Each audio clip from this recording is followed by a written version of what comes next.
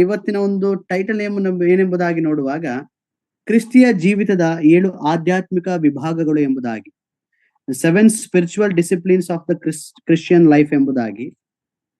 ಇಲ್ಲಿ ಆಧ್ಯಾತ್ಮಿಕ ಶಿಸ್ತುಗಳು ಎಂಬುದಾಗಿ ಇದನ್ನ ನಾವು ಕರೆಯುವುದು. ಯಾಕೆಂತಂದ್ರೆ ನಮ್ಮ ಒಂದು ಆಧ್ಯಾತ್ಮಿಕ ಜೀವನಕ್ಕೆ ನಾವು ಧನಾತ್ಮಕವಾಗಿ ಒಂದು ಪ್ರಯೋಜನವನ್ನ ನಾವು ಪಡೆಯಬೇಕು, ಅಥವಾ ನಾವು ಸ್ವಾಭಾವಿಕವಾಗಿ ಈ ಒಂದು ದಿನಮಾನಗಳಲ್ಲಿ ನಾವು ಏನು ಮಾಡ್ತಾ ಇದ್ದೇವೆ ಎಂಬುದಾಗಿ ನಮ್ಮನ್ನು ನಾವು ಪರೀಕ್ಷೆ ಮಾಡಿಕೊಳ್ಳಬೇಕು. ಯಾಕೆಂತಂದ್ರೆ ಕೆಲವೊಂದು ಶಿಸ್ತುಗಳು ನಮ್ಮ ಒಂದು ಕ್ರಿಸ್ತಿಯ ಜೀವಿತದಲ್ಲಿ ಅದು ಬಹಳ ಅಗತ್ಯವಿರುವಂತದ್ದಾಗಿದೆ. ಯಾಕೆಂಬುದಾಗಿ ನೋಡುವಾಗ, ನಾವು ಸಹೋದರ ಸಭೆಯವರು, ನಾವು ದೇವರ ವಾಕ್ಯದಲ್ಲಿ ನಮ್ಮನ್ನ ಅನೇಕ ರೀತಿಯಲ್ಲಿ ಸೇವಕರು ನಮ್ಮನ್ನ ಬಲಪಡಿಸ್ತಾ ಇದ್ದಾರೆ. ನಾವು ಸಹ ದೇವರ ವಾಕ್ಯವನ್ನ ನಾವು ಕಲಿತಾ ಇರುವಂತವರಾಗಿದ್ದೇವೆ. ಯಾಕೆಂತಂದ್ರೆ ನಾವು ಸತ್ಯವೇದ ಅಧ್ಯಾಯದಲ್ಲಿ ನಾವು ನೋಡುವಾಗ, ಹಳ ಒಡಂಬಡಿಕೆಯಲ್ಲಿ 39 ಪುಸ್ತಕಗಳು, ಹೊಸ ಒಡಂಬಡಿಕೆಯಲ್ಲಿ 27 ಪುಸ್ತಕಗಳು, ಒಟ್ಟು 66 ಪುಸ್ತಕಗಳು, 1189 ಅಧ್ಯಾಯಗಳು ಇದೆ ಎಂಬುದಾಗಿ ನಮಗೆ ಗೊತ್ತುಂಟು. ನಮ್ಮ ಸಹೋದರ ಸಹೋದರಿಗಳನ್ನು ಕೇಳುವಾಗಲೂ ಸಹ ಇಷ್ಟು ಅಧ್ಯಾಯಗಳಿದೆ ಎಂಬುದಾಗಿ ಹೇಳುವಂತದ್ದುಂಟು. ಆದ್ರೆ ನಾವು ಎಷ್ಟರ ಮಟ್ಟಿಗೆ ದೇವರ ವಾಕ್ಯವನ್ನ ನಾವು ಧ್ಯಾನ ಮಾಡ್ತಾ ಇದ್ದೇವೆ, ಓದ್ತಾ ಇದ್ದೇವೆ ಎಂಬುದನ್ನ ನಾವು ನಮ್ಮನ್ನ ಪರೀಕ್ಷೆ ಮಾಡಿಕೊಳ್ಳಬೇಕು. ಈ ಒಂದು ದಿನದಲ್ಲಿ ಈ ಒಂದು 7 ಶಿಸ್ತು ನಮ್ಮ ಒಂದು ಕ್ರಿಸ್ತಿಯ ಜೀವಿತದಲ್ಲಿ ಈ ಸ್ವಾಭಾವಿಕವಾಗಿ ನಮಗೆ ಇರಬೇಕಾದಂತಹ ಒಂದು ಡಿಸಿಪ್ಲಿನ್ ಏನು ಅಥವಾ ಶಿಸ್ತು ಏನೆಂಬುದನ್ನ ನಾವು ಕಲಿಯುತ್ತಾ ಬರೋಣ. ಮೊದಲನೇದಾಗಿ ಸತ್ಯವೇದವನ್ನ ನಾವು ಓದಬೇಕು. ಸತ್ಯವೇದವನ್ನ ನಾವು ಓದಬೇಕು. ಬೈಬಲ್ ಸ್ಟಡಿ ಅನ್ನೋದು ಬಹಳ ಬಹಳ ಮುಖ್ಯ. ಯಾಕೆಂದ್ರೆ ನಾವು ಅನುದಿನವೂ ಸಹ ಪ್ರತಿದಿನವೂ 8ವರೆಗೆ ನಾವು ಸೇರಿ ಬರ್ತಾ ಇದ್ದೇವೆ. ದೇವರ ನಾಮಕ್ಕೆ ಸ್ತೋತ್ರ. ಯಾಕೆಂದ್ರೆ ಎಷ್ಟೋ ಜನರಿಗೆ ಒಂದು ಅವಕಾಶವಿಲ್ಲ. ಅವಕಾಶ ಸಿಕ್ಕಿದ್ರು ಸಹ ಅನೇಕರು ಬಳಸ್ಕೊಳ್ಳೋದಿಲ್ಲ. ದಯಮಾಡಿ ಬೇಸರ ಮಾಡ್ಕೊಳ್ಬೇಡ್ರಿ. ನಾನು ಯಾರನ್ನೂ ಬ್ಲೇಮ್ ಮಾಡ್ತಾ ಇಲ್ಲ. ಯಾಕೆಂದ್ರೆ ನಾವು ಸುಮ್ಮನೆ ಕಾಲ ಕಳೆಯುವಂತಹ ಒಂದು ಸಂದರ್ಭದಲ್ಲಿ ನಾವು ಇರುವಂತವರಾಗಿದ್ದೇವೆ. ಆದರೂ ದೇವರು ನಮ್ಮನ್ನಾದರೂ ಕೆಲವರನ್ನಾದರೂ ಪ್ರತ್ಯೇಕಪಡಿಸಿ ದಿನವೂ ಸಹ ದೇವರ ವಾಕ್ಯವನ್ನ ನಾವು ಕೇಳುವ ಹಾಗೆ, ಧ್ಯಾನಿಸುವ ಹಾಗೆ ನಡೆಸ್ತಾ ಇದ್ದಾನೆ. ಸತ್ಯವೇದ ಅಧ್ಯಯನ ಅಥವಾ ಸತ್ಯವೇದವನ್ನು ನಾವು ಯಾಕೆ ಓದಬೇಕೆಂಬುದಾಗಿ ನೋಡುವಾಗ, ಇಲ್ಲಿ ಸತ್ಯವೇದ ಅಧ್ಯಯನ ಅಥವಾ ಓದುವಂತಹ ಒಂದು ಉದ್ದೇಶ ಪಠ್ಯದ ಒಂದು ಅರ್ಥವನ್ನ ಅದು ಬಹಿರಂಗಪಡಿಸುವಂತದ್ದಾಗಿದೆ. ಅಂದ್ರೆ ನಾವು ಸತ್ಯವೇದವನ್ನು ಓದುವಾಗ ನಾವು ಸಂಪೂರ್ಣವಾಗಿ ಕರ್ತನಾದ ಯೇಸು ಕ್ರಿಸ್ತನ ವಿಷಯಗಳನ್ನ ನಾವು ಹೆಚ್ಚಾಗಿ, ನಮ್ಮ ಒಂದು ದೇವರ ಒಂದು ಪ್ರೀತಿಯನ್ನ ನಾವು ಹೆಚ್ಚಾಗಿ ನಾವಿನ್ನು ಅರ್ಥ ಮಾಡಿಕೊಳ್ಳಬಹುದು. ಇದರ ಒಂದು ಐತಿಹಾಸಿಕ ಅಥವಾ ಸಾಂಸ್ಕೃತಿಕ ಮತ್ತು ಸಾಮಾಜಿಕ ಒಂದು ಸನ್ನಿವೇಶದಲ್ಲಿ ನಾವು ಇದನ್ನ ಅರ್ಥ ಮಾಡಿಕೊಳ್ಬಹುದು. ಯಾಕಂದ್ರೆ ಮತ್ತು ಪ್ರತಿಯೊಂದು ಜೀವನ ಪ್ರತಿಯೊಂದು ಪರಿಸ್ಥಿತಿಯಲ್ಲೂ ದೇವರ ವಾಕ್ಯವು ನಮಗೆ ಏನು ಹೇಳ್ತದೆ ಎಂಬುದನ್ನ ಅರಿಯುವುದಕ್ಕೆ ಈ ಸತ್ಯವೇದ ನಮಗೆ ಸಹಾಯ ಮಾಡುವಂತದ್ದಾಗಿ. ನಾವು ಓದುವಾಗ ಇವೆಲ್ಲವನ್ನ ಸಹ ನಾವು ಅರಿಯಬಹುದು, ತಿಳಿಯಬಹುದು. ದೇವರ ವಾಕ್ಯದಲ್ಲಿರ್ತಕ್ಕಂತಹ ಒಂದು ಸತ್ಯಾಂಶಗಳನ್ನ, ಮರ್ಮಗಳನ್ನ ನಾವು ಇನ್ನು ಹೆಚ್ಚಾಗಿ ಅರಿತುಕೊಳ್ಳಬಹುದು ಎಂಬುದಾಗಿ ನಾವು ದೇವರ ವಾಕ್ಯದಲ್ಲಿ ನಾವು ನೋಡಬಹುದು. ಯಾಕೆಂದ್ರೆ ನಾವು 2 ತಿಮೋತಿ 2ನೇ ಅಧ್ಯಾಯ 15ನೇ ವಾಕ್ಯದಲ್ಲಿ ನಾವು ನೋಡ್ತೇವೆ. 2 ತಿಮೋತಿನಿಗೆ ಬರೆದಂತಹ 2ನೆಯ ಪತ್ರಿಕೆ, ಅದರ ಒಂದು 2ನೆಯ ಅಧ್ಯಾಯದ 15ನೇ ವಚನದಲ್ಲಿ ನಾವು ನೋಡುವಂತವರಾಗಿದ್ದೇವೆ. ನೀನು 2 ತಿಮೋತಿ 2ನೆಯ ಅಧ್ಯಾಯ 15ನೇ ವಚನ.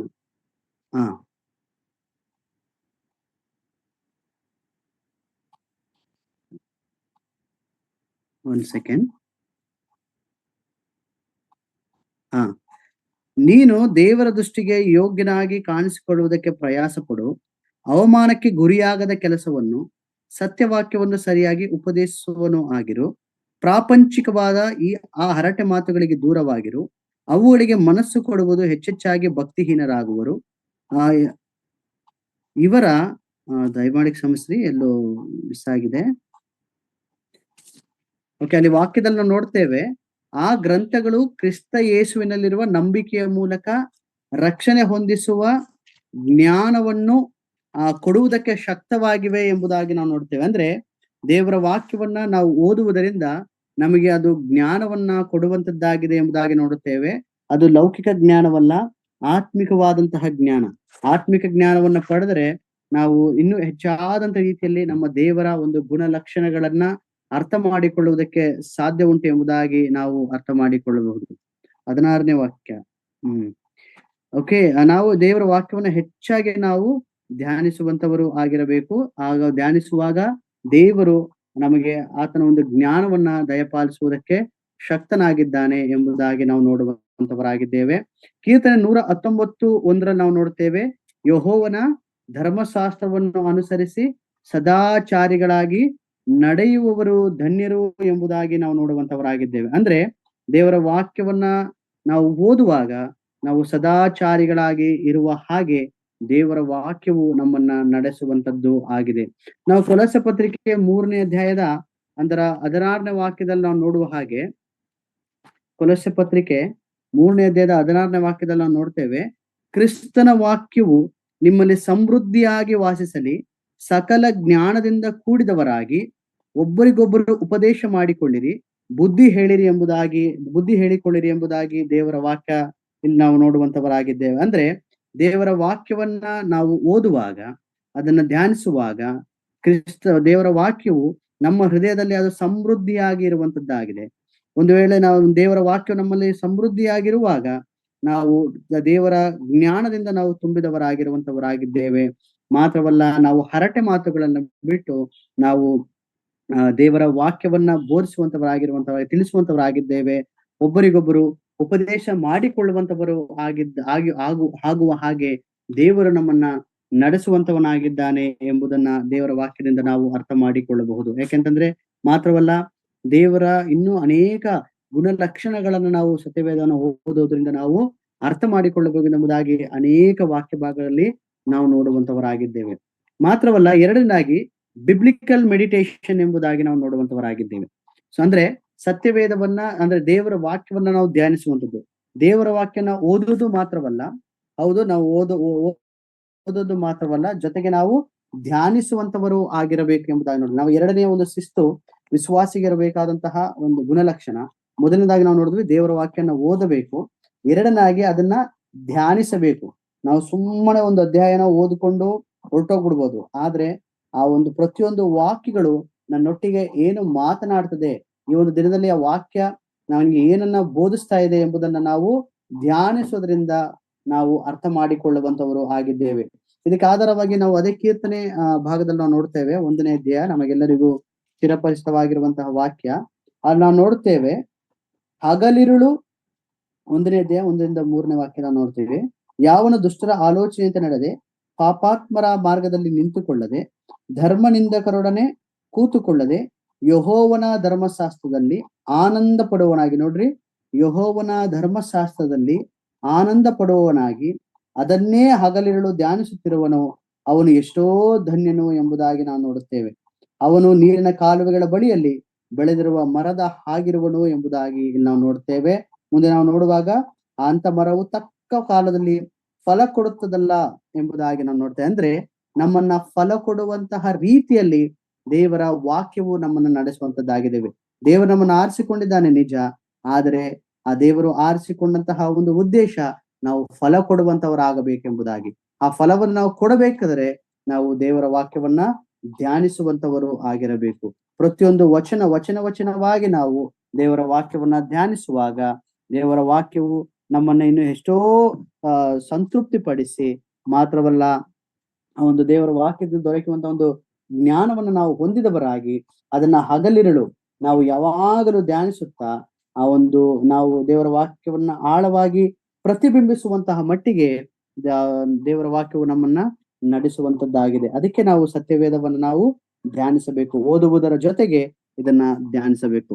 Actually there is a difference between reading and meditating. Actually meditate ಮಾಡೋದಕ್ಕೂ ಮತ್ತೆ ಓದೋದಕ್ಕೂ ಬಹಳ ವ್ಯತ್ಯಾಸ ಉಂಟು.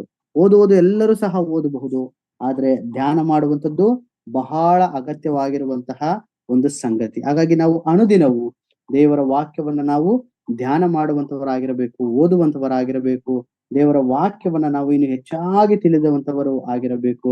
ದೇವರ ವಾಕ್ಯವನ್ನ ನಾವು ಅನೇಕರಿಗೆ ಪ್ರತಿಬಿಂಬಿಸುವಂತ ಮಟ್ಟಿಗೆ ದೇವರು ನಮ್ಮನ್ನ ನಡೆಸುವಂತವ್ರು. ಯಾಕೆಂದ್ರೆ ನಮ್ಮನ್ನ ಕರೆದಿರುವಂತಹ ಉದ್ದೇಶ ನಮಗೆಲ್ಲರಿಗೂ ಗೊತ್ತುಂಟು. ಯಾಕೆಂತಂದ್ರೆ ನಾವು ಮತ್ತಾಯನ ಸುವಾರ್ತೆಯಲ್ಲಿ ನಾವು ನೋಡ್ತೇವೆ 28ನೇ ಅಧ್ಯಾಯದಲ್ಲಿ ಅಲ್ಲಿ ನಾವು ನೋಡುವಾಗ ನಾನು ಆಜ್ಞಾಪಿಸಿದ್ದನ್ನೆಲ್ಲ ಕಾಪಾಡಿಕೊಳ್ಳೋದಕ್ಕೋಸ್ಕರ ಉಪದೇಶ ಮಾಡ್ರಿ ಎಂಬುದಾಗಿ. ಉಪದೇಶ ಮಾಡಬೇಕಾದ್ರೆ ನಾವು ಮೊದಲು ಏನ್ ಮಾಡ್ಬೇಕು? ನಾವು ದೇವರ ವಾಕ್ಯವನ್ನ ಅರಿತವಂತವರಾಗಿರಬೇಕು, ತಿಳಿದುವಂತವರಾಗಿರಬೇಕು. ದೇವರ ವಾಕ್ಯವು ನಮ್ಮ ಮನಸ್ಸಿನಲ್ಲಿ, ನಮ್ಮ ತುಟಿಗಳಲ್ಲಿ, ನಮ್ಮ ಹೃದಯಗಳಲ್ಲಿ ಅದು ನಿರಂತರವಾಗಿ ಇರಬೇಕು. ಹಾಗಾಗಿ ನಾವು ನಿರಂತರವಾಗಿ ಯಾವಾಗಲೂ ಸಹ ದೇವರ ವಾಕ್ಯವನ್ನ ನಾವು ಧ್ಯಾನಿಸುವಂತವರು ಆಗಿರಬೇಕೆಂಬುದನ್ನ ದೇವರ ವಾಕ್ಯದಿಂದ ನಾವು ಅರ್ಥ ಮಾಡಿಕೊಳ್ಳುವಂತವರು ಆಗಿದ್ದೇವೆ. ಮೂರನೇದಾಗಿ ಮೂರನೆಯ ಒಂದು ಡಿಸಿಪ್ಲಿನ್, ಮೂರನೇ ಒಂದು ಶಿಸ್ತು ಏನೆಂಬುದಾಗಿ ನೋಡುವಾಗ ಏಕಾಂತತೆ ಮತ್ತು ಮೌನ ಎಂಬುದಾಗಿ, ಅಂದ್ರೆ ಸಾಲಿಟ್ಯೂಡ್ ಅಂಡ್ ಸೈಲೆನ್ಸ್ ಎಂಬುದಾಗಿ ನಾವು ನೋಡ್ತೇವೆ. ಅಂದ್ರೆ ಒಬ್ಬ ವಿಶ್ವಾಸಿಗೆ ಇರಬೇಕಾದಂತಹ ಈ ಮೂರನೆಯ ಶಿಸ್ತು ಏನೆಂಬುದಾಗಿ ನೋಡುವಾಗ ಆತನು ಏಕಾಂತತೆಯನ್ನ ಬಯಸುವಂತವನು ಆಗಿರುವಂತವನಾಗಿದ್ದಾನೆ. ಅಂದ್ರೆ ಪ್ರಶಾಂತವಾಗಿರುವಂತಹ ಒಂದು ಸ್ಥಿತಿ, ಸದ್ದು ಗದ್ದಲವಿಲ್ಲದಂತಹ ಮೌನವಾಗಿರುವಂತಹ ಸ್ಥಳವನ್ನ ಆಯ್ಕೆ ಮಾಡುವಂಥದ್ದು. ಇಂತಹ ಸ್ಥಳಗಳು ದೇವರ ಮೇಲೆ ಸಂಪೂರ್ಣವಾಗಿ, ಅಂದ್ರೆ ಈ ದೇವರ ವಾಕ್ಯ ನಮ್ಮನ್ನು ಏನ್ ಮಾಡ್ತದೆ ಎಂಬುದಾಗಿ ನೋಡುವಾಗ ಅದನ್ನು ದೇವರ ಮೇಲೆ ಸಂಪೂರ್ಣವಾಗಿ ನಾವು ಕೇಂದ್ರೀಕರಿಸುವುದಕ್ಕೆ ನಮಗೆ ಅನುವು ಮಾಡಿಕೊಡುವಂತದ್ದಾಗಿದೆ. ನಾವು ನಮ್ಮ ಒಂದು ಆತ್ಮಿಕ ಅಥವಾ ಆಧ್ಯಾತ್ಮಿಕ ಜೀವಿತದಲ್ಲಿ ನಾವು ಹೆಚ್ಚಾಗಿ ಅಭಿವೃದ್ಧಿ ಹೊಂದಬೇಕಾದ್ರೆ ಪ್ರತಿ ದಿನವೂ ಸಹ ದೇವರೊಂದಿಗೆ ನಾವು ಏಕಾಂತವಾಗಿ ಸಮಯವನ್ನ ಕಳಿಬೇಕು. ಪ್ರತಿ ದಿನವೂ ಸಹ ಏಕಾಂತವಾಗಿ ಸಮಯನ ಕಳಿಬೇಕು. ಯಾಕೆ ಮತ್ತಾಯನ ಸುವಾರ್ತೆ 14ನೇ ಅಧ್ಯಾಯದ 23ನೇ ವಾಕ್ಯದಲ್ಲಿ ನಾವು ನೋಡುತ್ತೇವೆ. ಮತ್ತಾಯನ ಸುವಾರ್ತೆ ಅದರ 14ನೇ ಅಧ್ಯಾಯ 23ನೇ ವಾಕ್ಯ. ಇಲ್ಲಿ ನಾವು ನೋಡ್ತೇವೆ, ನಮ್ಮ ಕರ್ತನಾದ ಯೇಸು ಕ್ರಿಸ್ತನು ನಮಗೆ ಮಾದರಿಯಾಗಿ ತೋರಿಸಿಕೊಟ್ಟಿದ್ದಾನೆ. ಇಲ್ಲಿ ನಾವು ನೋಡ್ತೇವೆ 23ನೇ ವಾಚನದಲ್ಲಿ, ಆತನು ಜನರ ಗುಂಪುಗಳನ್ನು ಕಳುಹಿಸಿ ಬಿಟ್ಟ ಮೇಲೆ ಪ್ರಾರ್ಥನೆ ಮಾಡುವುದಕ್ಕೆ ಏಕಾಂತವಾಗಿ ಬೆಟ್ಟವನ್ನು ಹತ್ತಿದನು ಎಂಬುದಾಗಿ ನೋಡ್ತಾನೆ. ಏಕಾಂತವಾಗಿ ಅಂದ್ರೆ ನಾವು ಏಕಾಂತವಾಗಿ ಇರುವಾಗ, ಪ್ರಾರ್ಥನೆಯಲ್ಲಿ ನಾವು ನಿರತರಾಗಿರುವಾಗ ನಾವು ಕರ್ತನನ್ನೇ ದೃಷ್ಟಿಸುವಂತವರು ಆಗಿರುವಂತವರಾಗಿದ್ದೇವೆ.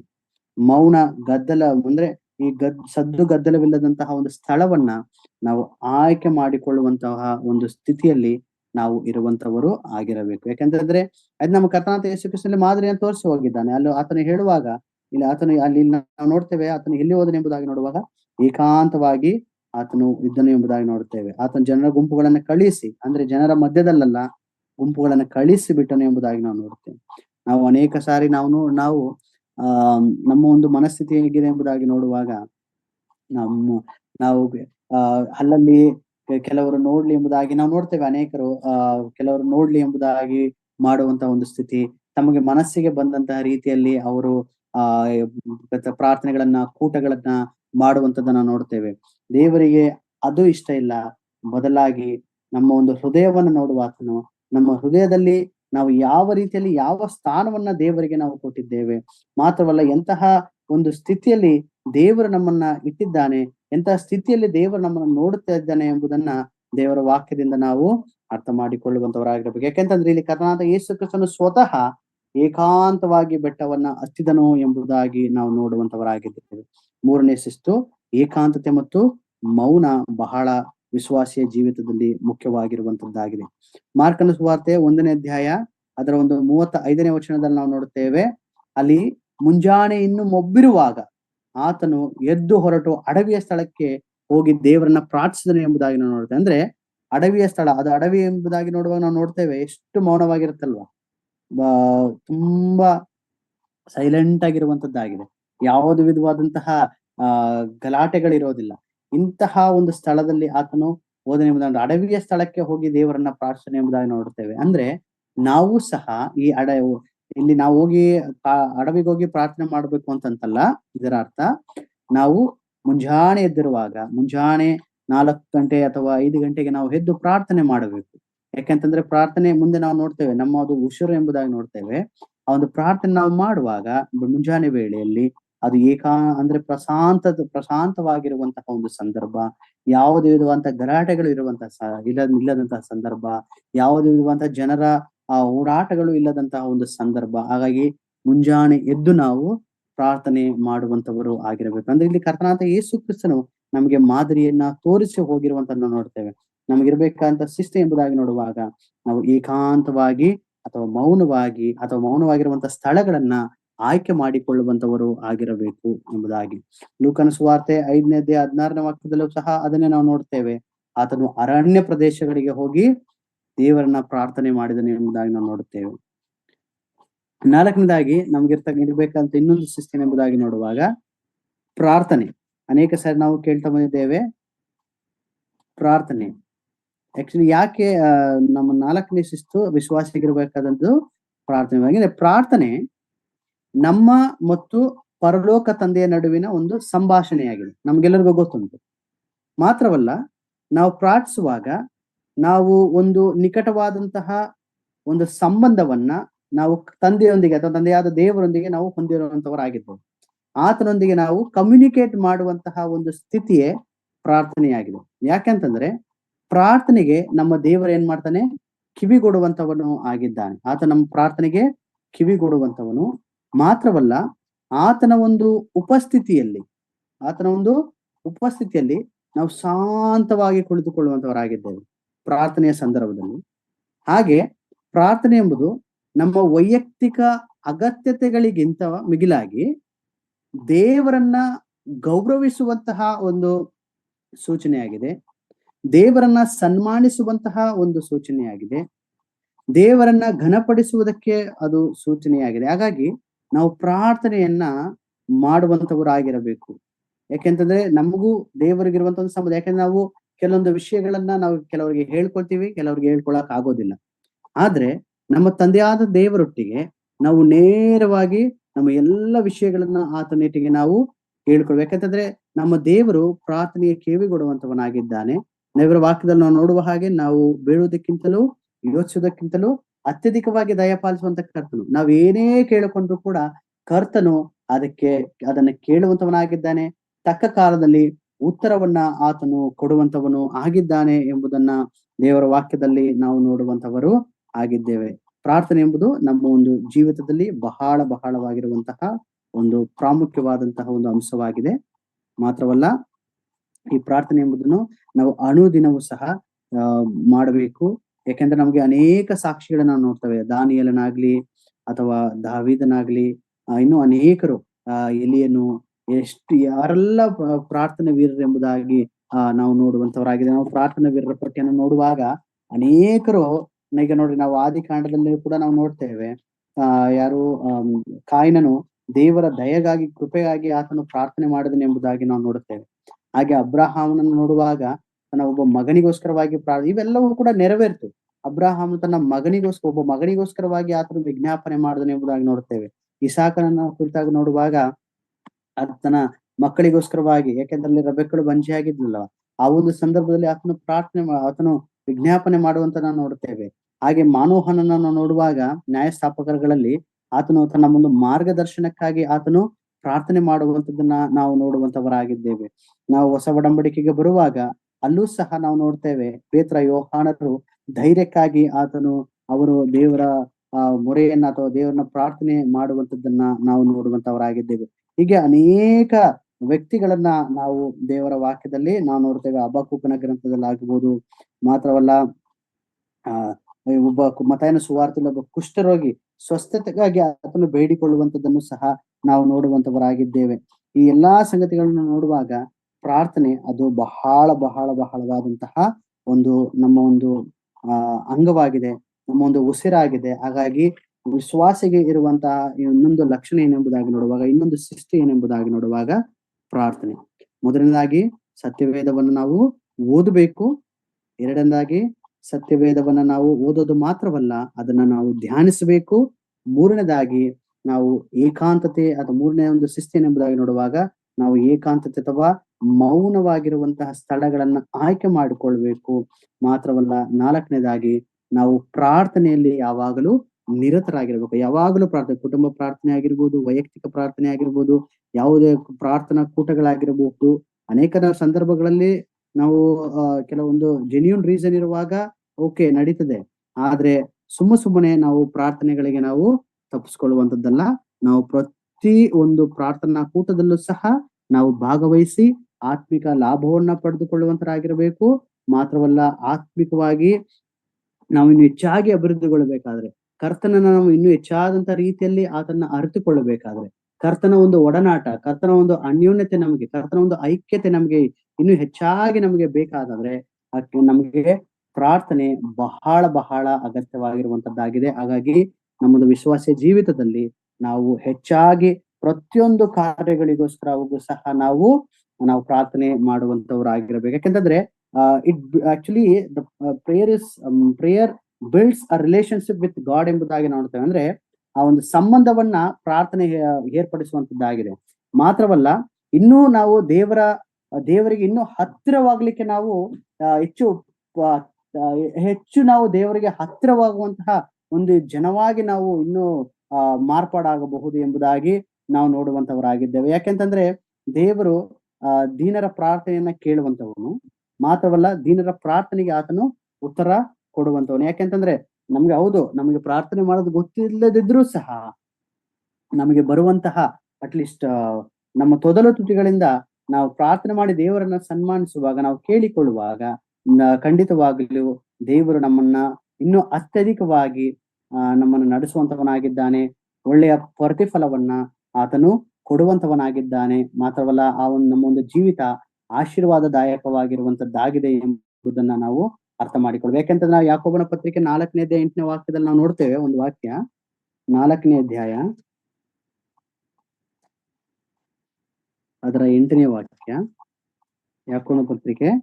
ಇಲ್ಲಿ ನಾವು ನೋಡ್ತೇವೆ, ದೇವರ ಸಮೀಪಕ್ಕೆ ಬನ್ನಿರಿ, ಆಗ ಆತನು ನಿಮ್ಮ ಸಮೀಪಕ್ಕೆ ಬರುವನು ಎಂಬುದಾಗಿ ನೋಡ್ತೇವೆ. ಅಂದ್ರೆ ದೇವರ ಸಮೀಪಕ್ಕೆ ನಾವು ಹೋಗಬೇಕು ಅಂತಂದ್ರೆ ನಾವು ಪ್ರಾರ್ಥನೆ ಮಾಡುವಂತದ್ದು ಬಹಳ ಬಹಳ ಅಗತ್ಯವಾಗಿರುವಂತದ್ದಾಗಿದೆ. ದೇವರ ಬಳಿಗೆ ನಾವು ಹತ್ರವಾಗಬೇಕು ಅಂತಂದ್ರೆ ನಾವು ಪ್ರಾರ್ಥನೆ ಮಾಡಬೇಕು.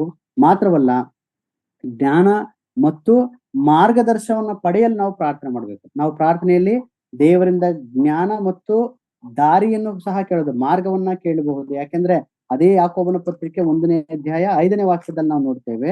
ಏನೆಂಬುದಾಗಿ ನೋಡುವಾಗ, ನಿಮ್ಮಲ್ಲಿ ಯಾವನಿಗಾದ್ರೂ ಜ್ಞಾನ ಕಡಿಮೆ ಇದ್ದಿದ್ರೆ ಅವನು ದೇವರನ್ನ ಕೇಳಲಿ, ಅದು ಅವನಿಗೆ ದೊರಕುವುದು ಎಂಬುದಾಗಿ ನೋಡ್ತೇವೆ. ನಾವು ಪ್ರಾರ್ಥನೆ ಮಾಡುವಾಗ ನಾವು ದೇವರ ಜ್ಞಾನವನ್ನು ಸಹ ನಾವು ಪಡೆದುಕೊಳ್ಳುವಂತವರು ಆಗಿದ್ದೇವೆ. ನಮ್ಗೆ ಅದರ ಕೊರತೆ ಇರುವುದಾದ್ರೂ ಸಹ ದೇವರು ಅದನ್ನ ನೀಗಿಸುವಂತವನಾಗಿದ್ದಾನೆ. ಮಾತ್ರವಲ್ಲ, ನಾವು ಶಾಂತಿ ಮತ್ತು ಬಲವನ್ನ ಸಹ ಪಡೆಯಬಹುದು ಪ್ರಾರ್ಥನೆ ಮುಖಾಂತರವಾಗಿ. ಕಷ್ಟಗಳ ಸಮಯದಲ್ಲಿ ಪ್ರಾರ್ಥನೆ ನಮಗೆ ಧೈರ್ಯ ಮತ್ತು ಸಮಾಧಾನವನ್ನ ನೀಡುವಂತವರಾಗಿದೆ. ಯಾಕೆಂತಂದ್ರೆ ನಾವು ನೋಡ್ತೇವೆ, ಫಿಲಿಪ್ಪಿಯದವರಿಗೆ ಬರೆದ ಪತ್ರಿಕೆಯಲ್ಲಿ 4ನೇ ಅಧ್ಯಾಯ 6ನೇ ವಾಕ್ಯದಲ್ಲಿ, ಯಾವ ವಿಷಯದಲ್ಲಿ ನೀವೇನ್ ಮಾಡ್ಬೇಡ್ರಿ, ಚಿಂತೆ ಮಾಡ್ಬೇಡ್ರಿ ಎಂಬುದಾಗಿ ನೋಡ್ತೇವೆ. ಪ್ರತಿಯೊಂದು ವಿಷಯದಲ್ಲಿ ನೀವೇನ್ ಮಾಡ್ಬೇಕು, ಪ್ರಾರ್ಥನೆಯ ಮೂಲಕ ತಿಳಿಸ್ರಿ ಎಂಬುದಾಗಿ ದೇವರ ವಾಕ್ಯದಲ್ಲಿ ನಾವು ನೋಡ್ತೇವೆ. ಹಾಗಾಗಿ ಪ್ರತಿಯೊಂದನ್ನು ಸಹ ನಾವು ಪ್ರಾರ್ಥನೆ ಮುಖಾಂತರವಾಗಿ ತಿಳಿಸುವಾಗ ದೇವರು ಅದಕ್ಕೆ ಉತ್ತರ ಕೊಡುವಂತವನು ಆಗಿದ್ದಾನೆ.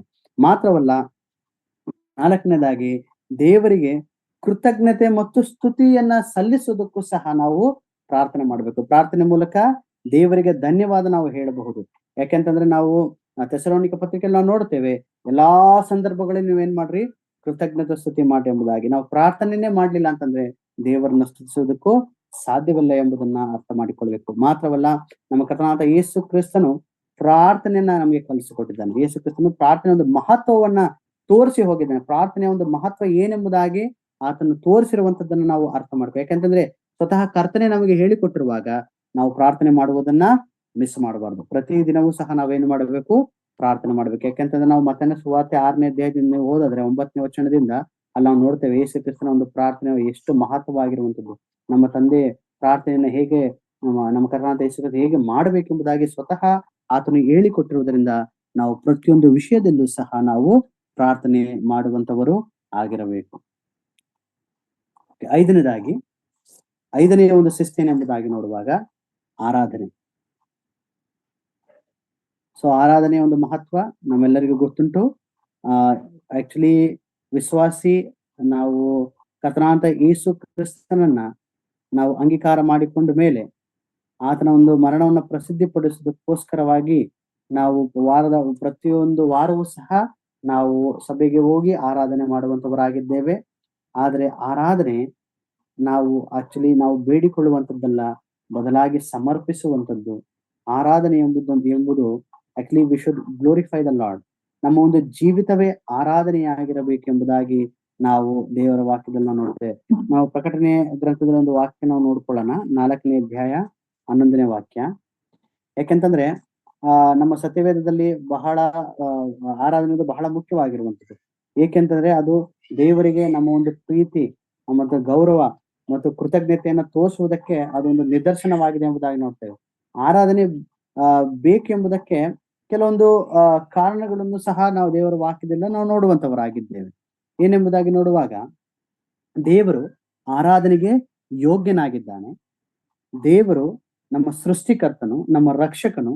ಮಾತ್ರವಲ್ಲ, ಆತನೊಬ್ಬನೇ ಈ ಆರಾಧನೆಗೆ ಅರ್ಹನು ಎಂಬುದಾಗಿ ದೇವರ ವಾಕ್ಯದಲ್ಲಿ ನಾವು ನೋಡುತ್ತೇವೆ. ಕೀರ್ತನೆ 96:4 ಅದೇ ವಾಕ್ಯವನ್ನು ನಾವು ನೋಡುವಂತವ್ರು. ಆತನು ಬಹಳವಾಗಿ ಸ್ತುತಿಸಲ್ಪಡಬೇಕಾದವನು ಎಂಬುದಾಗಿ ನಾವು ನೋಡುವಂತವರಾಗಿದ್ದೇವೆ. ಎರಡನೇದಾಗಿ, ಆರಾಧನೆ ಯಾಕೆ ಎಂಬುದಾಗಿ ನೋಡುವಾಗ, ನಾವು ದೇವರನ್ನ ಮಹಿಮೆ ಪಡಿಸಲು ಎಂಬುದಾಗಿ ನಾವು ನೋಡುತ್ತೇವೆ. ಯಾಕೆಂದ್ರೆ ನಾವು ಆರಾಧನೆ ಮೂಲಕ ದೇವರನ್ನ ಮಹಿಮೆ ಪಡಿಸ್ತೇವೆ, ದೇವರನ್ನ ಪ್ರಕಟಪಡಿಸುವಂತದ್ದಾಗಿದ್ದೇವೆ. ಯಾಕೆಂತಂದ್ರೆ ಎಲ್ಲವೂ ಕೂಡ ದೇವರ ಮಹಿಮೆಗಾಗಿಯೇ ಮಾಡಲ್ಪಟ್ಟಿರುವಂತದ್ದು ಎಂಬುದನ್ನ ದೇವರ ವಾಕ್ಯದ ನಾವು ಕೊರಿಂಥ ಪತ್ರಿಕೆಯಲ್ಲಿ ನಾವು ನೋಡುವಂತವರಾಗಿದ್ದೇವೆ. ಹಾಗಾಗಿ ಆರಾಧನೆ ಮಾಡುವಂತದ್ದು ವಿಶ್ವಾಸಿಯ ಅದು ಜವಾಬ್ದಾರಿ, ವಿಶ್ವಾಸಿಯ ಆ ಒಂದು ಗುಣಲಕ್ಷಣ, ಆತನಿಗಿರಬೇಕಾದಂತಹ ಶಿಸ್ತು ಎಂಬುದಾಗಿ ನಾವು ಅರ್ಥ ಮಾಡಿಕೊಳ್ಬೇಕು. ಮಾತ್ರವಲ್ಲ, ಆರಾಧನೆ ದೇವರ ಸನ್ನಿಧಿಯನ್ನ ಅನುಭವಿಸಲು ಅದು ಬಹಳ ಅಗತ್ಯವಿರುವಂತದ್ದಾಗಿದೆ. ದೇವರ ಸನ್ನಿಧಿಯನ್ನು ನಾವು ಅನುಭವಿಸಬೇಕಾದ್ರೆ ಅದನ್ನ ಆರಾಧನೆ ಮಾಡಬೇಕು. ಒಬ್ಬ ವಿಶ್ವಾಸಿ ಈ ಒಂದು ಶಿಸ್ತನ್ನ ಅಳವಡಿಸಿಕೊಂಡಿದ್ರೆ ಖಂಡಿತವಾಗಿಯೂ ನಾವು ದೇವರ ಸನ್ನಿಧಿಯನ್ನ ಇನ್ನು ಹೆಚ್ಚಾಗಿ ಅನುಭವಿಸಬಹುದು. ಯಾಕಂದ್ರೆ ಆರಾಧನೆ ಮೂಲಕ ನಾವು ಯಾವ ಎಷ್ಟರ ಮಟ್ಟಿಗೆ ಆತನ ನಾವು ಅನುಭವಿಸ್ತೇವೆ ಅಂತಂದ್ರೆ ದೇವರ ವಾಕ್ಯದಲ್ಲಿ ನೋಡುವ ಹಾಗೆ ಅನುಭವದಿಂದ ಆತನ ನಾವು ತಿಳಿಬೇಕಂತ.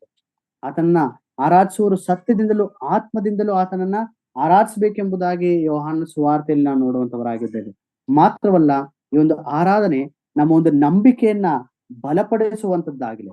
ಆರಾಧನೆ ನಮ್ಮ ಮನಸ್ಸನ್ನ ದೇವರ ಕಡೆಗೆ ಕೇಂದ್ರೀಕರಿಸಿ ನಮ್ಮ ಒಂದು ನಂಬಿಕೆಯನ್ನ ಅದು ಹೆಚ್ಚಿಸುವಂತದ್ದಾಗಿದೆ. ಹಾಗಾಗಿ ನಾವು ಬಹಳವಾಗಿ ಆರಾಧನೆಗೆ ನಾವು ಮಿಸ್ ಮಾಡಿಕೊಳ್ಳಬಾರ್ದು. ಪ್ರತಿ ವಾರವೂ ಸಹ ಏನೇ ಕೆಲಸವಿದ್ರೂ ಸಹ ನಾವು ಮೊದಲು ಅಥವಾ ಪ್ರಥಮ ಸ್ಥಾನವನ್ನ ನಾವು ಅಥವಾ ಒಂದು ಪ್ರಾಮುಖ್ಯತೆಯನ್ನ ಆರಾಧನೆಗೆ ಅಥವಾ ದೇವರಿಗೆ ನಾವು ಕೊಡುವಂತರಾಗಿರಬೇಕು. ಇದು ವಿಶ್ವಾಸಿಯ ಒಂದು ಲಕ್ಷಣ. ಮಾತ್ರವಲ್ಲ, ಈ ಆರಾಧನೆ ನಾವು ಕೃತಜ್ಞತೆಯನ್ನ ತೋರಿಸುವಂತದ್ದು ಸಹ ಆಗಿರುವಂತದ್ದಾಗಿದೆ. ದೇವರು ಮಾಡಿದಂತಹ ಒಳ್ಳೆಯ ಕಾರ್ಯಗಳಿಗೆ, ಆತನು ಮಾಡಿದಂತಹ ಎಲ್ಲಾ ಮೇಲೂ ಉಪಕಾರಗಳಿಗೋಸ್ಕರವಾಗಿ, ಆತನು ನಮ್ಮ ಮೇಲೆ ಇಟ್ಟಂತಹ ಅಪಾರವಾದಂತಹ ಪ್ರೀತಿಯನ್ನ ನೆನಪು ಮಾಡಿಕೊಂಡು ಆತನಿಗೆ ಧನ್ಯವಾದವನ್ನ, ಕೃತಜ್ಞತೆಯನ್ನ ಸಲ್ಲಿಸುವುದಕ್ಕೋಸ್ಕರವಾಗಿ ನಾವು ಆರಾಧನೆಯನ್ನ ಮಾಡುವಂತರಾಗಿ. ಯಾಕೆಂದ್ರೆ ದೇವರ ವಾಕ್ಯದಲ್ಲಿ ನಾವು ನೋಡುವ ಹಾಗೆ, ಕೀರ್ತನದಲ್ಲಿ ನೋಡ್ತೇವೆ, ಕೃತಜ್ಞತೆಯೊಂದಿಗೆ ಆತನ ಬಾಗಿಲುಗಳಿಗೆ ಆತನ ಸನ್ನಿಧಿಗೆ ಪ್ರವೇಶಿಸಿರಿ ಎಂಬುದಾಗಿ ನಾವು ನೋಡುವಂತವರಾಗಿದ್ದೇವೆ. ಹಾಗಾಗಿ ವಿಶ್ವಾಸಿಗೆ ಈ ಆರಾಧನೆ ಎಂಬುದು ಸಹ ಬಹಳ ಮುಖ್ಯ. ಆರಾಧನೆ ಬಹಳ ಮುಖ್ಯ. ಈ ಒಂದು ಶಿಸ್ತು ಸಹ ನಮ್ಮಲ್ಲಿ ಇರುವಂತದ್ದು ಆಗಿರಬೇಕು. ಆರನೇದಾಗಿ, ಅನ್ಯೋನ್ಯತೆ. ಇದು ಬಹಳ ಮುಖ್ಯ. ಈ ನಡುವೆ ನಮ್ಮ ಮಧ್ಯೆ ಅದು ಕಡಿಮೆ ಆಗ್ತಾ ಬರ್ತದೆ. ಈ ಒಂದು ದಿನಮಾನಗಳಲ್ಲಿ ಇದು ಬಹಳ ಕಡಿಮೆ ಆಗ್ತಾ ಬರ್ತದೆ. ಈ ಅನ್ಯೋನ್ಯತೆ ಎಂಬುದು ಬಹಳ ಮುಖ್ಯ. ಯಾಕೆಂತಂದ್ರೆ ದೇವರ ವಾಕ್ಯದಲ್ಲಿ ನಾವು ನೋಡುವ ಹಾಗೆ, ಅಪೊಸ್ತಲರ ಕೃತ್ಯದಲ್ಲಿ ನಾವು ನೋಡ್ತೇವೆ, ಅವರು ಅಪೊಸ್ತಲರ ಬೋಧನೆಯನ್ನ ಕೇಳುವುದರಲ್ಲಿಯೂ ಸಹೋದರರ ಅನ್ಯೋನ್ಯತೆಯಲ್ಲಿ ಎಂಬುದಾಗಿ ನಾವು ನೋಡುತ್ತೇವೆ. 2ನೇ ಅಧ್ಯಾಯದಲ್ಲಿ ಸಹೋದರ ಅನ್ಯೋನ್ಯತೆ. ಮಾತ್ರವಲ್ಲ, ಸಹೋದರರು ಒಂದಾಗಿರುವುದು ಎಷ್ಟೋ ಒಳ್ಳೆಯದು, ರಮ್ಯವಾದದ್ದು ಎಂಬುದಾಗಿ ನಾವು ನೋಡುವಂತವರಾಗಿದ್ದೇವೆ. ಮಾತ್ರವಲ್ಲ, ಈ ಸಹೋದರ ಒಂದು ಸಹವಾಸ ನಮಗೆ ಬಹಳವಾಗಿ ಅಗತ್ಯವಿರುವಂತದ್ದಾಗಿದೆ. ಯಾಕೆಂತಂದ್ರೆ ಈ ಅನ್ಯೋನ್ಯತೆ ನಮ್ಮ ಕರ್ತನೊಟ್ಟಿಗೂ ಸಹ ಇರುವಂತದ್ದಾಗಿದೆ. 1 Yohana 1:7 ನಾವು ನೋಡ್ತೇವೆ, ಆತನು ಬೆಳಕಿನಲ್ಲಿರುವಂತೆ ನಾವು ಬೆಳಕಿನಲ್ಲಿ ನಡೆದರೆ ಒಬ್ಬರ ಸಂಗಡಲ್ಲೊಬ್ಬರು ಅನ್ಯೋನ್ಯತೆಯಲ್ಲಿದ್ದೇವೆ ಎಂಬುದಾಗಿ ನಾವು ನೋಡುತ್ತೇವೆ. ಅಂದ್ರೆ ಆತನು ಬೆಳಕಿನಲ್ಲಿ ಇರುವಂತವನು, ನಾವು ಸಹ ಬೆಳಕಿನ ರಾಜ್ಯದಲ್ಲಿ ನಾವು ಸೇರಿಸಲ್ಪಟ್ಟಿರುವಂತವರು. ಹಾಗಾಗಿ ನಮ್ಮಲ್ಲಿ ಅನ್ಯೋನ್ಯತೆ ಎಂಬುದು ಬಹಳವಾಗಿ ಇರಬೇಕು. ಇದು ವಿಶ್ವಾಸಕ್ಕೆ ಇರಬೇಕಾದಂತಹ 6ನೇ ಶಿಸ್ತು. ಈ ಒಂದು ಶಿಸ್ತು ಇರುವಾಗ ಖಂಡಿತವಾಗ್ಲೂ ಆತನ ಒಂದು ಸಂಸರ್ಗದಲ್ಲಿ, ಆತನ ಸಹವಾಸದಲ್ಲಿ ನಾವು ಇರುವಂತರಾಗಿ, ನಾವು ಸಹೋದರನ ಪ್ರೀತಿ ಮಾಡುವಂತರಾಗಿರ್ಬೇಕು. ಯಾಕಂದ್ರೆ ಈ ಸಹವಾಸ ಯಾಕೆ ಬೇಕೆಂಬುದಾಗಿ ನೋಡುವಾಗ, ನಾವು ಒಬ್ಬರನ್ನೊಬ್ಬರನ್ನ ಉತ್ತೇಜಿಸಲು, ಒಬ್ಬರನ್ನೊಬ್ಬರನ್ನ ಧೈರ್ಯಪಡಿಸಲು, ಒಬ್ಬರೊಬ್ಬರ ನಂಬಿಕೆಯನ್ನ ಬಲಪಡಿಸುವುದಕ್ಕೋಸ್ಕರವಾಗಿ ನಮಗೆ ಈ ಒಂದು ಅನ್ಯೋನ್ಯತೆ ಇರುವಂತದ್ದಾಗಿದೆ. ಯಾಕೆಂದ್ರೆ ತೆಸಲೋನಿಕ ಪತ್ರಿಕೆಯಲ್ಲಿ ನಾವು ಅದೇ ನೋಡ್ತೇವೆ. 5ನೇ ಅಧ್ಯಾಯ 11ನೇ ವಾಕ್ಯದಲ್ಲಿ ನಾವು ನೋಡಿದಾಗ ನೀವು ಒಬ್ಬರನ್ನೊಬ್ರು ಏನ್ ಮಾಡ್ರಿ, ಉತ್ತೇಜಿಸ್ರಿ ಅಥವಾ ಬಲಪಡಿಸ್ರಿ ಎಂಬುದಾಗಿ ದೇವರ ವಾಕ್ಯದಲ್ಲಿ ನಾವು ನೋಡುವಂತವರು ಆಗಿದ್ದೇವೆ. ಮಾತ್ರವಲ್ಲ, ಈ ಅನ್ಯೋನ್ಯತೆ ಪ್ರೀತಿ ಮತ್ತು ಏಕತೆಯಲ್ಲಿ ನಡೆಯುವುದಕ್ಕೆ ಅದು ಸಹಕಾರ ಮಾಡುವಂತದ್ದಾಗಿದೆ. ದೇವರು ತನ್ನ ಮಕ್ಕಳಿಗೆ ಒಗ್ಗಟ್ಟಿನಿಂದ ಅಥವಾ ಎಲ್ಲರೂ ಐಕ್ಯವಾಗಿ ಇರಬೇಕೆಂಬುದಾಗಿ ಆತನು ಬಯಸುವಂತವನು ಆಗಿದ್ದಾನೆ. ಎಷ್ಟು ಒಳ್ಳೇದು, ಯಾಕೆಂತಂದ್ರೆ ಈಗಾಗಲೇ ಹೇಳಿದ ಹಾಗೆ ಸಹೋದರ ಒಂದಾಗಿರುವುದು ಎಷ್ಟೋ ಒಳ್ಳೇದು, ರಮ್ಯವಾದದ್ದು ಎಂಬುದಾಗಿ ನೋಡ್ತೇವೆ. ಹಾಗಾಗಿ ದೇವರು ಬಯಸುವಂತದ್ದು ನಮ್ಮ ಐಕ್ಯತೆಯನ್ನ ಆತನು ಬಯಸುವಂತವನು ಆಗಿದ್ದಾನೆ ಎಂಬುದನ್ನ ನಾವು ಅರ್ಥ ಮಾಡಿಕೊಳ್ಬೇಕು. ಮಾತ್ರವಲ್ಲ, ನಮ್ಮ ಒಂದು ಆತ್ಮಿಕ ಬೆಳವಣಿಗಾಗಿ, ಯಾಕೆಂತಂದ್ರೆ ಒಟ್ಟಾಗಿ ನಾವೆಲ್ಲರೂ ಅನ್ಯೋನ್ಯತೆ ಉಳ್ಳವರಾಗಿ ದೇವರ ವಾಕ್ಯವನ್ನ ಕೇಳೋದು ಮಾತ್ರವಲ್ಲ, ಹಂಚಿಕೊಳ್ಳೋದು ಮಾತ್ರವಲ್ಲ, ಇವೆಲ್ಲವೂ ಸಹ ನಮ್ಮೆಲ್ಲರನ್ನ ಆತ್ಮಿಕವಾಗಿ ಅಭಿವೃದ್ಧಿಪಡಿಸೋದಕ್ಕೆ ಅದು ಸಹಾಯ ಮಾಡುವಂತದ್ದು ಆಗಿದೆ. ನಾವ್ ಈಗಾಗಲೇ ನೋಡಿದ ಹಾಗೆ ಹೇಳಿದ ಹಾಗೆ ಅಪೊಸ್ತಲರ 2ನೇ ಅಧ್ಯಾಯ 42ನೇ ವಾಕ್ಯದಲ್ಲಿ ಅದೇ ನೋಡೋದು, ಸಹೋದರ ಅನ್ಯೋನ್ಯತೆ. ಅವರ ಅಪೊಸ್ತಲರ ಬೋಧನೆಯನ್ನು ಕೇಳುವುದರಲ್ಲಿಯೂ, ಸಹೋದರ ಅನ್ಯೋನ್ಯತೆಯಲ್ಲಿಯೂ ಮಾತ್ರವಲ್ಲ, ರೊಟ್ಟಿ ಮುರಿಯುವುದರಲ್ಲಿಯೂ ಪ್ರಾರ್ಥನೆಯಲ್ಲಿಯೂ ನಿರತರಾಗಿದ್ದರು ಎಂಬುದಾಗಿ ನಾವು ನೋಡುವಂತವರಾಗಿದ್ದೇವೆ. 4ನೇದಾಗಿ, ಈ ಒಂದು ಅನ್ಯೋನ್ಯತೆ ಶಿಸ್ತು ಯಾಕೆ ಬೇಕೆಂಬುದಾಗಿ ನೋಡುವಾಗ, ಒಬ್ಬರ ಭಾರವನ್ನ ಮತ್ತೊಬ್ಬರು ಹೊರುವುದಕ್ಕೆಂಬುದಾಗಿ ನೋಡ್ತಾರೆ. ಅಂದ್ರೆ ಯಾರ ಭಾರವನ್ನ ಯಾರು ಹೊರೋಲಕ್ಕಾಗೋದಿಲ್ಲ, ಆದ್ರೆ ಕಷ್ಟ ಕಾಲದಲ್ಲಿರುವಾಗ, ಅಂದ್ರೆ ನಾವು ಅವರೊಟ್ಟಿಗೆ ಇರುವಾಗ, ನಮ್ಮ ಸಹೋದರರ ಅವರ ಒಂದು ಕಷ್ಟಗಳು ನಮ್ಗೆ ಗೊತ್ತಾಗ ಸಹವಾಸದಲ್ಲಿ ನಾವು ಅವರ ಒಂದು ಕಷ್ಟಗಳು ನಾವು ಸಹಾಯ ಮಾಡಬಹುದು. ಅಥವಾ ನಾವು ಕಷ್ಟಗಳಲ್ಲಿ ಸಹಾಯ ಮಾಡಕ್ಕಾಗ್ಲಿಲ್ಲ ಅಂದ್ರು ಅಟ್ಲೀಸ್ಟ್ ನಾವು ಅವರಿಗೋಸ್ಕರವಾಗಿಯೂ ಸಹ ಪ್ರಾರ್ಥನೆ ಮಾಡಬಹುದು. ಈ ಅನ್ಯೋನ್ಯತೆ ಇರುವಾಗ ನಾವು ಖಂಡಿತವಾಗ್ಲೂ ಒಬ್ಬರಿಗೊಬ್ಬರು ಸಹಾಯ ಮನೋಭಾವನೆ ಉಳ್ಳವರು ಆಗಿರುವಂತವರು ಆಗಿದ್ದೇವೆ. ಮಾತ್ರವಲ್ಲ, ಸಭೆಯನ್ನ ಬಿಟ್ಟು ಹೋಗದೆ ನಾವು ಕಾದುಕೊಂಡು ಇರಬಹುದು. ಯಾಕೆಂತಂದ್ರೆ ಕೆಲವರು ಸಭೆಗೆ ಬರುವುದನ್ನ ರೂಢಿಯಾಗಿ ಬಿಟ್ಟು ಬಿಟ್ಟಿದ್ದಾರೆ ಎಂಬುದಾಗಿ ದೇವರ ವಾಕ್ಯದಲ್ಲಿ ನಾವು ನೋಡುತ್ತೇವೆ. ಹಾಗಾಗಿ ಸಭೆಗೆ ಬಿಟ್ಟು ಯಾರು ಸಹ ಸಭೆಯನ್ನು ಬಿಟ್ಟು ಹೋಗಬಾರದು. ಸಣ್ಣ ಸಣ್ಣ ಕಾರಣಗಳಿಗೋಸ್ಕರವಾಗಿ ಸಭೆಯನ್ನು ಯಾರು ಬಿಟ್ಟು ಹೋಗಬಾರದು. ಈ ಒಂದು ದೃಷ್ಟಿಯಲ್ಲಿ ನಾವೇನ್ ಮಾಡ್ಬೇಕು ಅಂದ್ರೆ, ಈ ಅನ್ಯೋನ್ಯತೆಯನ್ನ ಕಾಪಾಡಿಕೊಳ್ಳುವುದರಲ್ಲಿ ನಾವು ಜಾಗರೂಕರಾಗಿ ಇರಬೇಕೆಂಬುದಾಗಿ ದೇವರ ವಾಕ್ಯ ನಮ್ಮನ್ನ ಪ್ರೇರೇಪಿಸುವಂತದ್ದಾಗಿದೆ. ಇಬ್ರಿಯ ಪತ್ರಿಕೆ 10ನೇ ಅಧ್ಯಾಯ 25ನೇ ವಾಕ್ಯದಲ್ಲಿ ಅದನ್ನೇ ನಾವು ನೋಡುವಂತರಾಗಿರೋದು. ಇಬ್ರಿಯ ಪತ್ರಿಕೆ 10ನೇ ಅಧ್ಯಾಯ 25ನೇ ವಾಕ್ಯ ಅಲ್ಲಿ ನಾವು ನೋಡ್ತೇವೆ, 10:25, ಸಭೆಗೆ ಕೂಡಿಕೊಳ್ಳುವುದನ್ನು ಕೆಲವರು ರೂಢಿಯಾಗಿ ಬಿಟ್ಟಿರುವ ಪ್ರಕಾರ ನಾವು ಬಿಟ್ಟು ಬಿಡದೆ ಒಬ್ಬರನ್ನೊಬ್ಬರು ಎಚ್ಚರಿಸೋಣ ಎಂಬುದಾಗಿ ದೇವರ ವಾಕ್ಯ ಹೇಳ್ತದೆ. ಅಂದ್ರೆ ನಾವು ಒಬ್ಬರನ್ನೊಬ್ಬರು ಎಚ್ಚರಿಸುವುದಕ್ಕೋಸ್ಕರ, ಯಾಕಂದ್ರೆ ಯಾರೂ ಸಹ ದೇವರನ್ನ ಬಿಟ್ಟು ಹೋಗಬಾರದು. ಆ ದೇವರನ್ನು ಬಿಟ್ಟು ಹೋಗಬಾರದು ಎಂಬುದಾಗಿ ನಾವು ನೋಡುವಾಗ, ಆ ಅನ್ಯೋನ್ಯತೆಯನ್ನ ನಾವು ಕಾಪಾಡಿಕೊಳ್ಳುವುದರಲ್ಲಿ ನಾವೇನಾಗಿರ್ಬೇಕು, ಬಹಳ ಆಸಕ್ತರಾಗಿರ್ಬೇಕು, ಬಹಳ ಜಾಗರೂಕರಾಗಿರಬೇಕು ಎಂಬುದಾಗಿ ದೇವರ ವಾಕ್ಯ ನಮ್ಮನ್ನ ಎಚ್ಚರಪಡಿಸುವಂತದ್ದಾಗಿದೆ. ನಾವು ಎಫೆಸ ಪತ್ರಿಕೆಯಲ್ಲಿ ಅದನ್ನೇ ನಾವು ನೋಡ್ತೇವೆ. 4ನೇ ಒಂದು ಅಧ್ಯಾಯದಲ್ಲಿ ನಾನು ಯಾವಾಗಲೂ ಪ್ರಾರ್ಥನೆ ಮಾಡುವಾಗ ಈ ವಾಕ್ಯವನ್ನ ಬಳಸ್ತಾ ಇರ್ತೇನೆ. 4ನೇ ಅಧ್ಯಾಯ ಅದನ್ನ ನಾವು ನೋಡ್ತೇವೆ, ನೀವು ದೇವರಿಂದ ಕರೆಯಲ್ಪಟ್ಟವರಾದ ಕಾರಣ ಯೋಗ್ಯರಾಗಿ ನಡೆದುಕೊಳ್ಳಬೇಕೆಂದು ಕರ್ತನ ಸೇವೆಯಲ್ಲಿ ಸೆರೆವನಾದ ನಾನು ನಿಮ್ಮನ್ನು ಪ್ರಬೋಧಿಸುತ್ತೇನೆ. ನೀವು ಪೂರ್ಣ ವಿನಯ ಸಾತ್ವಿಕತ್ವಗಳಿಂದಲೂ ದೀರ್ಘಶಾಂತಿಯಿಂದಲೂ ಕೂಡಿದವರಾಗಿ ಪ್ರೀತಿಯಿಂದ ಒಬ್ಬರನ್ನೊಬ್ಬರು ಸಹಿಸಿಕೊಳ್ಳ್ರಿ. ಸಮಾಧಾನವೆಂಬ ಬಂಧನದಿಂದ ಕಟ್ಟಲ್ಪಟ್ಟವರಾಗಿದ್ದು ಪವಿತ್ರಾತ್ಮನಿಂದ ಉಂಟಾಗುವ ಐಕ್ಯವನ್ನು ನೋಡ್ರಿ, ಪವಿತ್ರಾತ್ಮನಿಂದ ಉಂಟಾಗುವ ಐಕ್ಯವನ್ನ ಕಾಪಾಡಿಕೊಳ್ಳೋದಕ್ಕೆ ಆಸಕ್ತರಾಗಿರಿ.